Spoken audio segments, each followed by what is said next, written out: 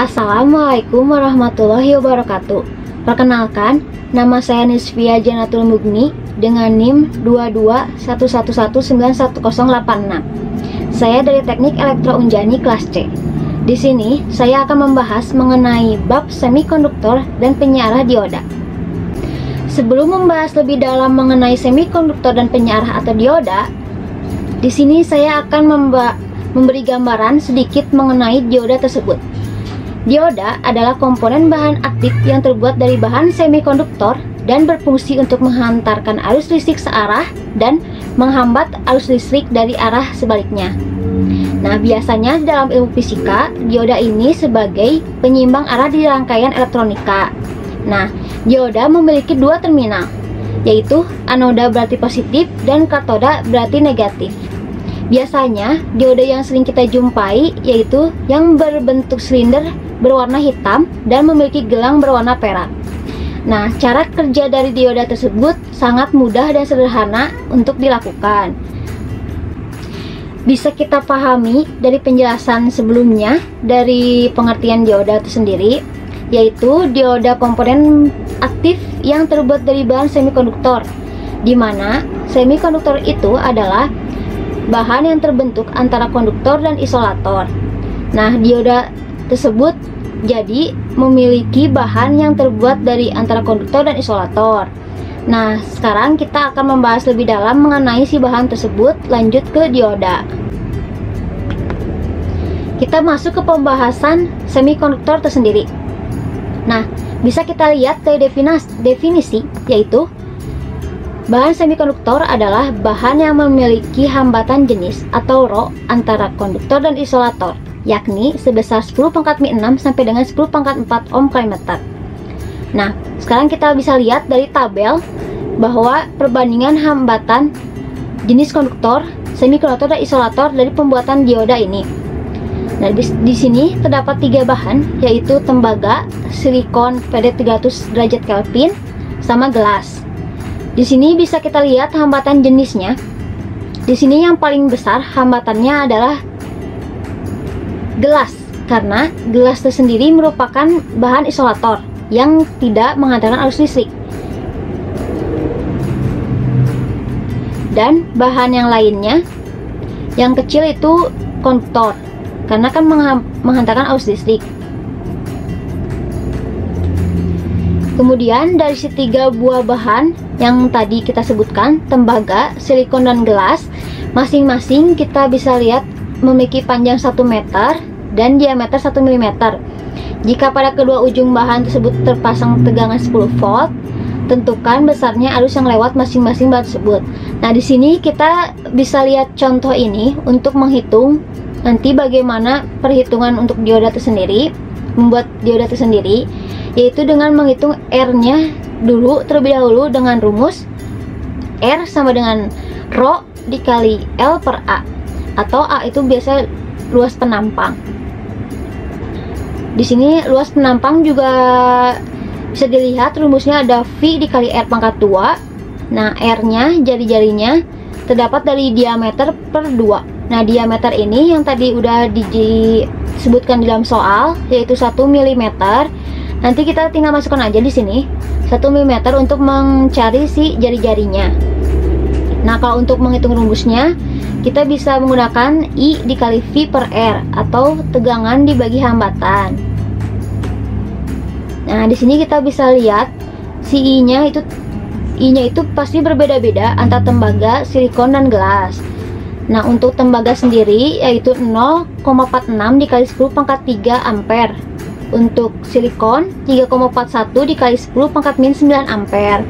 Untuk gelas 1,12 dikali 10⁻⁻12 ampere.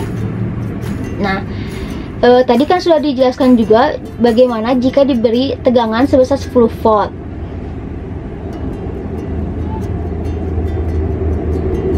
Nah, untuk bahannya sendiri, ini tembaga kan udah kita ketahui ya, konduktor. Kalau yang silikon itu semikonduktor, dan gelasnya itu isolator. Nah, bahan-bahan semikonduktor trivalen, ada tetravalen, sama pentavalen. Di sini ada trivalen atau logam-logam yang memiliki atom-atom dengan jumlah elektron terluar 3 buah seperti boron, gallium, dan indium. Kemudian ada tetravalen, yaitu logam-logam yang memiliki atom dengan jumlah elektron keluar 4, yaitu silikon dan germanium. Kemudian ada pentavalen, yaitu logam-logam yang memiliki atom-atom dengan jumlah elektron keluar 5 buah, yaitu fosfor, arsenikum, dan antimon. Di sini ada tabel periodik semikonduktor. Jadi nyambung juga ke ilmu fisika, kan sudah kita pelajari di semester sebelumnya. Nih ada tabel periodiknya. Jadi sesuai si bahan-bahannya. Di sini misalnya ada boron dengan 5, karbon dan 6. Itu tabel periodiknya. Di dalam tabel periodik dia bahan-bahan semikonduktor. Nah, di bahan-bahan yang paling banyak digunakan yaitu si silikon dan germanium tadi. Makanya di dalam dioda kita menggunakan tadi silikon, karena itu bahan yang semikonduktor yang paling sering kita gunakan. Nah, si jumlah elektronnya itu 14 buah. Kita bisa ketahui 14 buah dari si tabel periodik ini. Nah, di sini ada 14. Nah, ini tuh si jumlah elektronnya. Kemudian kan sama germanium. Germanium itu kan 32. Nah, ini germanium 32 buah. Jumlah elektron valeksi elektron keluar maupun si silikon dan maupun germanium masing-masing 4 buah. Jadi jenis ikatannya ada kovalen. Kemudian ada jenis-jenis semikonduktor. Yang pertama itu intrinsik. Nah, semikonduktor intrinsik merupakan semikonduktor murni dan tidak cacat. Maksudnya contohnya itu silikon murni. Nah, di sini bisa kita lihat ada si visualisasi 3 dimensi.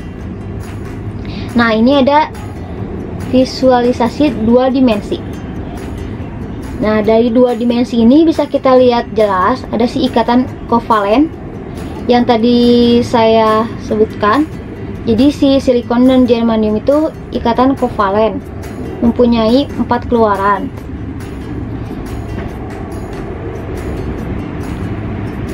Elektron terluar yaitu nih elektron valensinya,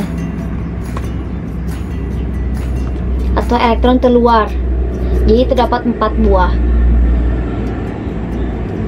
Nah, si struktur kristal si silikonnya yaitu pengulangan secara teratur satuan sel 3 dimensi berbentuk tetrahedral. Nah, ini jadi tetrahedral ini seperti begini.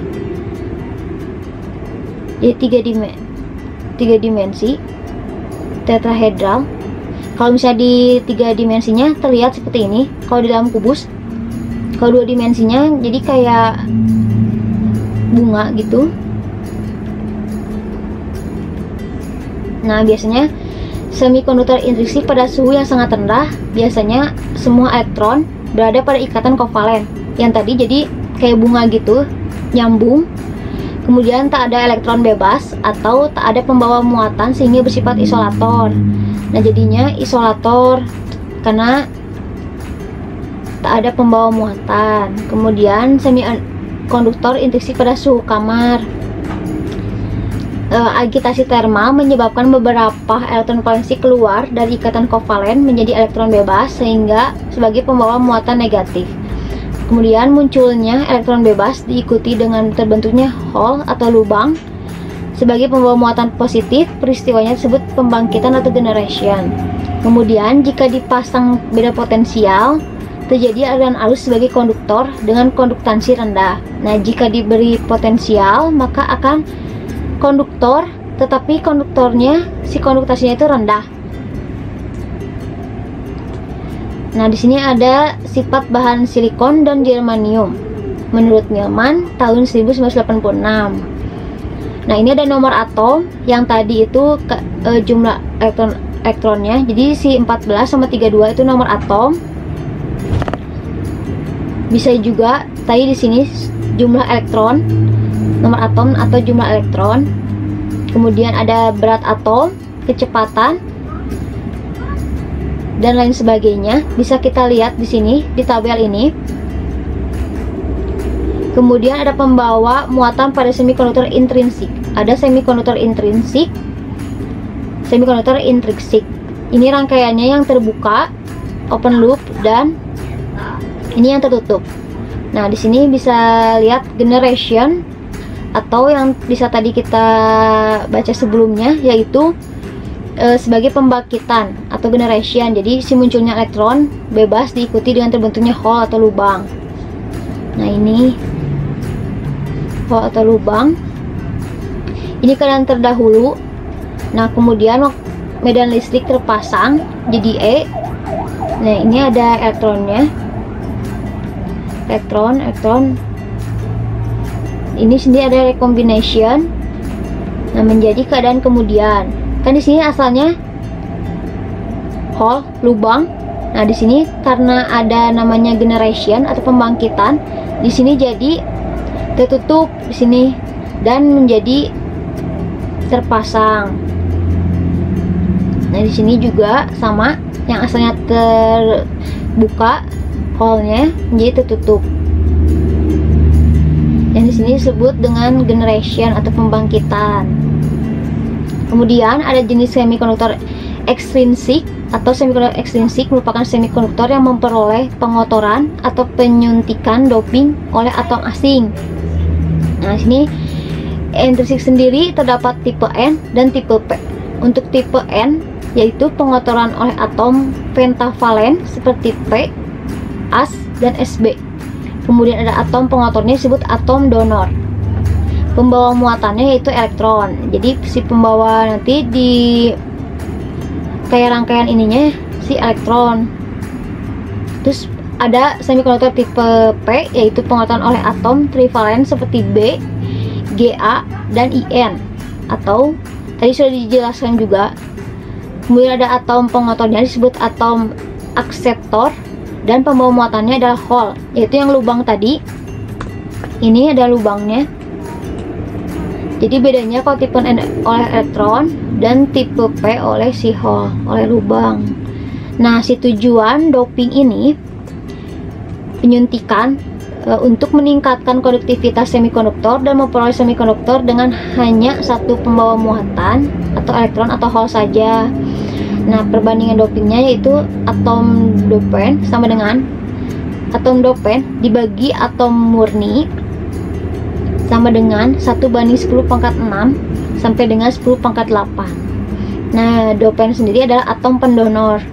Atau atom dopen pada semikonduktor tipe N adalah atom-atom pentavalen dan dinamakan atom donor, sedangkan pada semikonduktor tipe P trivalen dan dinamakan atom akseptor. Jadi yang tipe N disebut atom donor dan kalau yang di tipe P sebagai atom akseptor. Di sini kita bahas yang pertama semikonduktor tipe N dulu. Ini ada elektron bebas. Di sini ada 5. Jadi kan tadi ada penambahan dari elektron asing. Nah, di sini ada 5. Kan seharusnya kan ada 4. Di sini ada 5, jadi penjumlahan elektron asing. Nah, elektron bebas sebagian besar terjadi karena doping, penyuntikan tadi, dan sebagian kecil lainnya bersama hole. Jadi dari lubang, masuk dari lubang karena generation, pembangkitan akibat agitasi termal. Elektron bebas menjadi pembawa muatan mayoritas dan hole sebagai pembawa muatan minoritas. Nah, biasanya itu jadi si elektron itu pembawa muatannya mayoritas tuh, jadi lebih banyak dari si elektron daripada dari hole, dari lubang. Kemudian tipe P yaitu +3 di sininya, yang asing tadi menjadi +3 karena di sini kan ada hole, ada lubang. Kan tadi sebelumnya 5 itu kan penambahan, karena di sini ada lubang jadi 3. Hole sebagian besar terjadi karena doping. Doping tadi kan ada penyuntikan. Karena kalau misalnya dari elektron itu kan jadi mayoritas, jadi penambahan biasanya. Kalau dari hole itu kan minoritas. Dan sebagian kecil lainnya bersama elektron bebas karena generation akibat agitasi termal juga sama. Nah, si hole ini menjadi pembawa muatan mayoritas, elektron bebasnya sebagai pembuatan minoritas kalau di tipe P. Jadi kebalikannya dari si tipe N tadi. Kalau tipe N itu yang mayoritas itu elektron bebasnya, yang minoritas itu si hole-nya. Nah, kalau di tipe P ini kebalikannya. Makanya di sini kita lihat elektronnya itu cuma +3 karena si elektron bebas itu hanya minoritas, yang mayoritas itu si hole-nya, si lubang ini. Kemudian di sini ada piranti semikonduktor. Bisa kita lihat juga. ada diode pertemuan PN, transistor, termistor, SCR atau silicon control rectifier, sama IC integrated circuit. Nah ini ada LED juga. Nah, diode pertemuan PN, satu pertemuan PN adalah kristal tunggal semikonduktor yang pada suatu sisinya mendapat menyuntikan atom akseptor dan pada sisi yang lain mendapat penyuntikan atom donor. Pertemuan PN merupakan blok bangunan dasar atau basic building block bagi piranti semikonduktor. Nah, diode pertemuan PN yaitu pertemuan PN yang pada kedua sisinya dilekatkan logam atau metallurgical bond, sehingga terdapat dua ujung logam yang merupakan terminal atau elektrode, yakni anode pada sisi P dan katode pada sisi N. Nah, jadi si anodenya pada sisi P dan si katodenya pada sisi N. Nah, si anoda ini yaitu positif dan si katode ini negatif. Nah, di sini pertemuan PN atau atom akseptor. Di sini ada atom donor, doping menjadi kristal tunggal semikonduktor. Nah, hasilnya, nah tadi udah sebutkan juga bahwa si akseptor itu adalah tipe P dan si donor itu adalah tipe N. Di sini ada pertemuannya. Nah, di sini ada logam, ini kawatnya. Di sini ada tipe P, tipe N. Jadi tipe N itu pembungkus. Di sebelahnya juga sama. Nah, jadi hasilnya tuh, nah si kawat ini kan logam ini itu adalah anode atau si kutub positif. Nah, keluarannya ini yaitu si negatifnya atau katoda. Nah, ini. Nah, ini tuh si gelang yang tadi saya sebutkan yang berwarna perak yang biasanya kita sering jumpai. Biasanya yaitu warna perak. Cuman ada beda-beda juga yang lainnya. Cuma yang sering kita pakai yang itu. Nah, ini si simbolnya. Ini anoda, keluarnya adalah positif. Si negatifnya keluarannya adalah katoda. Nah, di sini ada garis ini karena kan tadi si pengertiannya juga adalah menghambat arus listrik dari arah sebaliknya.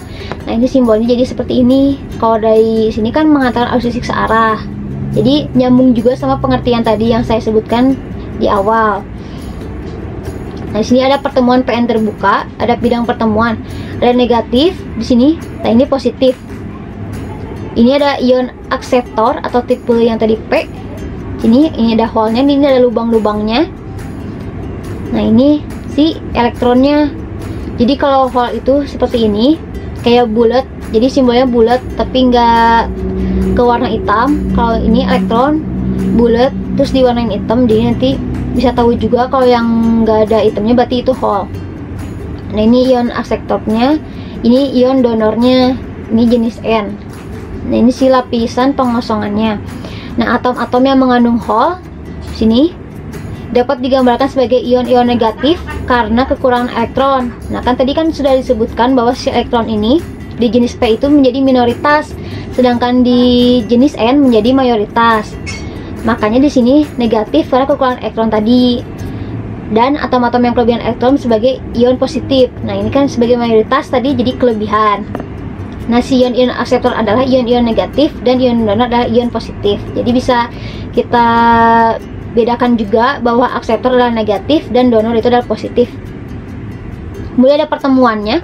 Si lapisan pengosongan saat P dan N dipertemukan terjadi diskusi elektron ke arah P dan diskusi hole ke arah N, menimbulkan arus diskusi ke kanan. Nah, ini kan elektronnya pindah ke sini, si hole-nya pindah ke sini, jadi arahnya itu ke kanan. Terjadi recombination atau penggabungan di sekitar bidang pertemuan sehingga elektron dan hole lenyap. Jadi seimbang lah intinya. Terus di sekitar bidang pertemuan tak terdapat pembawa muatan disebut daerah pengosongan atau deflection region. Kemudian ada tegangan penghalang, yaitu lenyapnya elektron meninggalkan ion donor atau positif dan lenyapnya hole meninggalkan ion akseptor atau negatif. Adanya ion positif dan negatif menyebabkan adanya medan listrik sehingga ada tegangan, disebut tegangan kontak atau tegangan penghalang, barrier potensial, menimbulkan arus drift ke kiri. Karena pertemuan PN ini terbuka, maka ada kesetimbangan antara arus drift dengan arus difusi. Jadi ada kesetimbangan yang sudah dijelaskan dosen. Kemudian sini ada pertemuan PN dengan sikap maju atau forward bias. Nah, di sini ada lapisan pengosongannya. Sini ada volt, ada tegangan. kita beri volt tegangan. Nah, adanya tegangan volt menyebabkan arus difusi lebih besar dari arus drift. Jadi si arus difusinya lebih besar. Kemudian jika potensial penghalang sebelum diberi volt ada tegangan V0, maka potensial penghalang turun menjadi V0 dikurang si V difusi, tegangan difusinya. Nah, daerah pengosongan menjadi sempit. Ini jadi lebih sempit. Nah, terus si pembawa mayoritas punya energi yang cukup untuk melewati potensial penghalang. Nah, sini yang mayoritas energi yang cukup. Hole dari sisi P dari sini. Pembawa mayoritas dapat melewati daerah pengosongan, dapat melewati ini, dan menjadi si pembawa minoritas di sisi N. Pembawa minoritas di sini, jadi minoritas, karena kan tadi yang mayoritasnya di jenis N ini kan si elektron. Nah, terus elektron dari sisi N, dari sini si pembawa mayoritas dapat melewati daerah pengosongan ke sini, menjadi si minoritas di sisi P, karena kan hole-nya yang mayoritas kalau di sisi P. Nah, jadi seimbang, kata saya juga tadi. Jadi jumlah arus dari elektron dan hole merupakan arus total yang lewat dioda. Di sini melewati dioda, jadi arus total. Kemudian ada pertemuan PN dengan prasikap mundur atau reverse bias. Ini kan tegangan difusi. Hole pada sisi P di sini bergerak ke kiri, elektron pada sisi N bergerak ke kanan. Elektron pada sisi N bergerak ke kanan. Jadi si P ke kiri dan si N ke kanan. Daerah pengosongan melebar sehingga si pengosongan ini melebar. Kalau tadi kan menyempit, yang ini akan melebar karena beda si pergerakannya. Nah, potensial penghalang menjadi V0 ditambah VD. Kalau tadi kan dikurang karena penyempitan, kalau di sini bertambah jadi ditambah. Tidak ada arus lewat bidang pertemuan. Nah, kemudian karena daerah pengosongan pada asalnya merupakan semikonduktor, intrinsik agitasi thermal dapat menyebabkan terjadinya generation sehingga muncul pasangan elektron dan hole pada daerah ini. Nah, pengaruh medan listrik yang terpasang terhadap adanya elektron dan hole di daerah pengosongan menyebabkan terjadinya arus arah yang arahnya dari katode ke anoda. Nah, dari katoda ini ke anoda. Dan disebut arus balik saturasi yang biasanya 10⁻⁸ sampai dengan 10⁻⁴ ampere. Jadi si arusnya itu dari si katoda ke anoda. Kemudian ini ada grafik arus dioda. Nah, ini reverse bias itu kan yang barusan, yang ini. Jadi prasikap mundur, kalau misalnya ini forward bias yang tadi sebelumnya. Jadi prasikapnya maju. Ini ke atas, kalau ini dari bawah, breakdown bawah. Nah, ini kita lihat simbol dioda. Jadi disebutnya itu dioda Zener. Simbolnya itu seperti ini ya. Nah, ini yang tadi ke atas tadi, yang forward bias, ini yang reverse bias ke bawah. Nah, karakteristiknya itu kalau si Zener ini bekerjanya pada si bias negatif. Jadi ini ke bawah tadi reverse bias. Nah, di sini ada dasar analisa dioda yang tadi saya sebutkan dari awal, bahwa simbolnya itu seperti ini. Jadi ada dua terminal, yaitu dioda dan katoda. Yang anoda itu positif, yang katoda itu negatif. Nih, ini tuh di silinder warna hitam, ada gelang warna perak. Ini simbolnya juga jadi kayak menghantarkan arus listrik searah, tapi menghambat arus listrik dari arah sebaliknya. Karena ada garis ini, jadi menghambat. Kemudian ada jenis-jenis dioda, ada junction dioda, Zener dioda, dioda tunnel, ada Schottky dioda, dan lain sebagainya. Biasanya dioda-dioda ini digunakan dengan penggunaan kita masing-masing. Jadi sesuai kebutuhan masing-masing orang, biasanya menggunakan dioda seperti apa. Namun biasanya kalau di rangkaian elektronika, yang lebih sering digunakan, yang paling mudah itu yaitu si dioda yang tadi kita ini, dioda junction ini ya, sama si dioda Zener biasanya. Nah, si jenis dioda dan penggunaannya. Dioda silikon untuk penyerah arus, pengaman tegangan kejut. Di sini ada tipe-tipenya.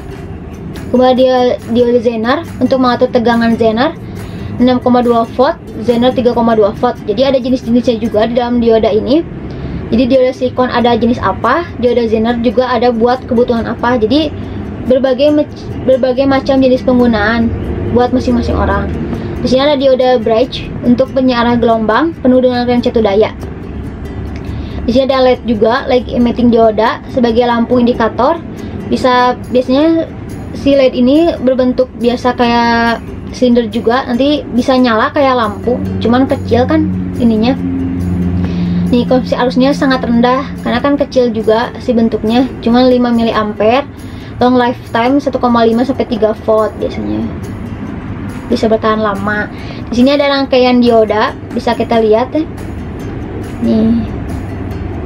Dari gambar dengan menggunakan hukum tegangan Kirchhoff voltage law atau KVL diperoleh. Si tegangannya itu bisa diperoleh dengan rumus tegangan I dikurang arus RL. Nah, dengan RL ada tahanan tahanan beban. Nah, karena ada dua variabel yang belum diketahui nilainya, dua variabel yaitu V dan I. Diperlukan satu petunjuk lagi, yaitu karakteristik si diodanya. Ada karakteristiknya juga dioda. Kemudian ada garis beban melewati titik I sama dengan 0 dan 0. Titik potong V-nya adalah V sama dengan VI. Nih, tegangan I. Ini si titik potong si tegangannya. Kemudian ada V-nya itu ada sama dengan 0, titik potongnya adalah I. Nah, kalau misalnya si V-nya 0, maka titik potongnya adalah I, yaitu VI dikali IRL. Nih, VI kali IRL di sini. Nah, ini titik potongnya di sini nih. Titik potong yang kalau V-nya sama dengan 0 di sini.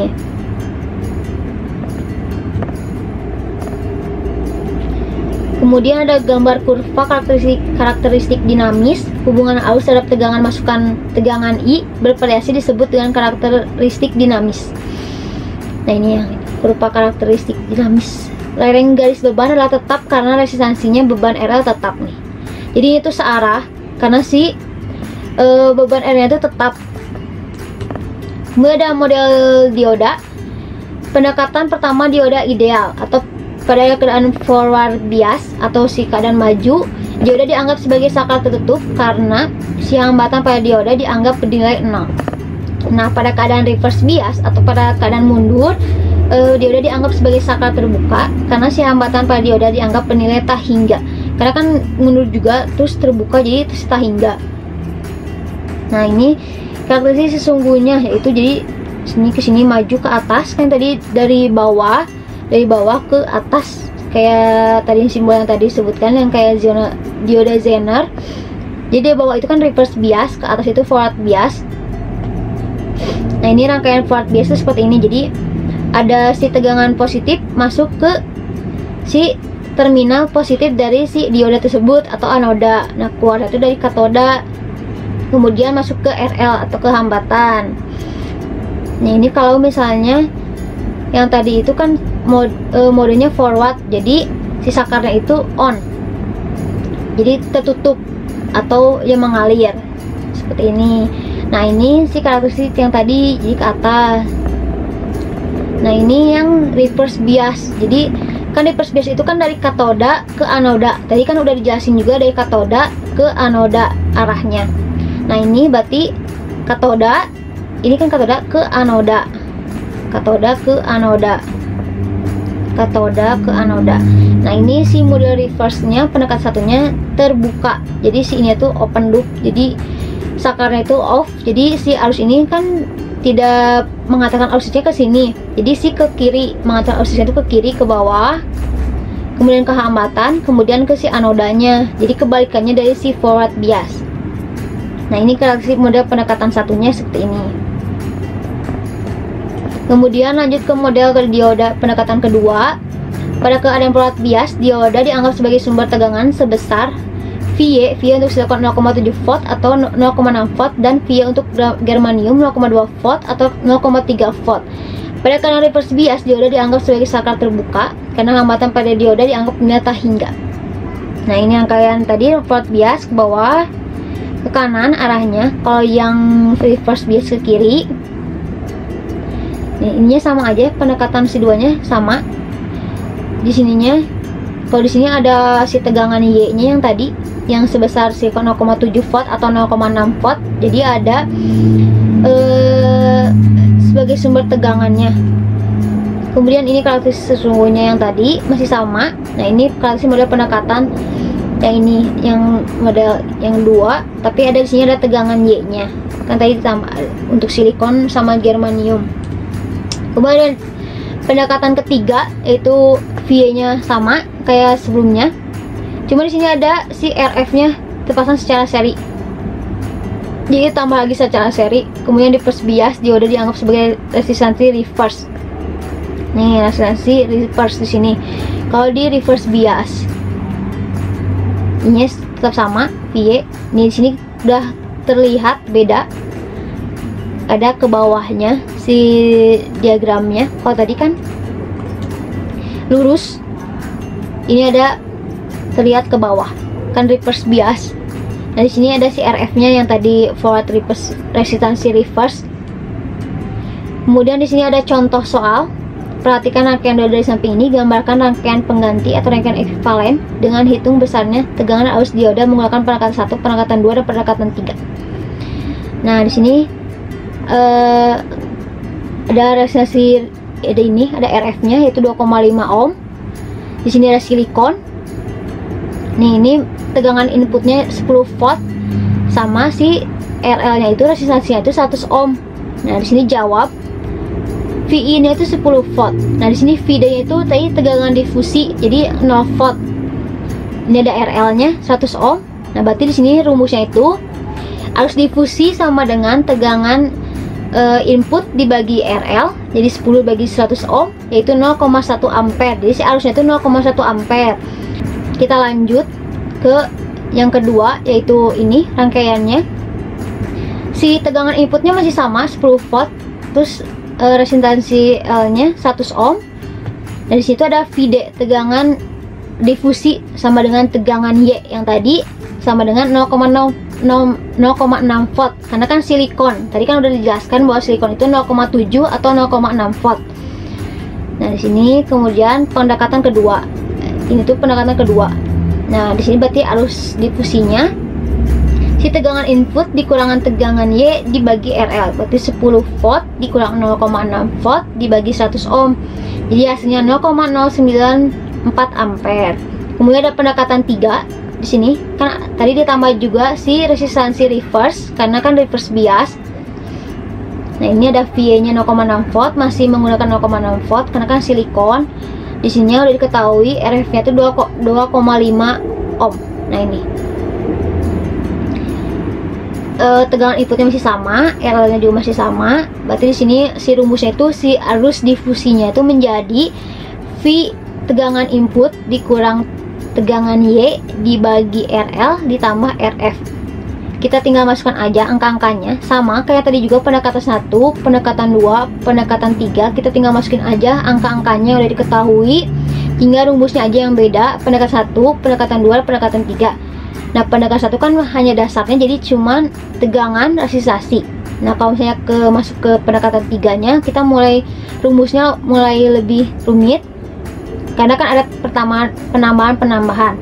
Nah, di sini yang atasnya dikurang, yang bawahnya ditambah. Jadi hasilnya itu 0,092 ampere. Ini tuh hasilnya si arusnya, arus difusinya. Nah, kalau ditanyakannya tegangan difusi, maka di sini kita olah lagi rumusnya menjadi tegangan input dikurangan arus difusi dikali si RL-nya, si resistansinya. Jadi hasilnya itu 0,8 volt. Nah, bisa kita pahami juga nanti jika ada soal yang lain.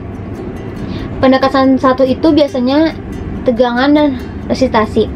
Pendekatan 2 udah mulai menggunakan tegangan Y, dan pendekatan 3 udah mulai menggunakan tegangan Y dan resistansi reverse tadi. Nah, mungkin dari pembahasan ini hanya sekian yang bisa saya sampaikan terlebih dahulu. Mohon maaf jika ada kesalahan dan pengucapan, karena saya pun masih belajar. Wassalamualaikum warahmatullahi wabarakatuh.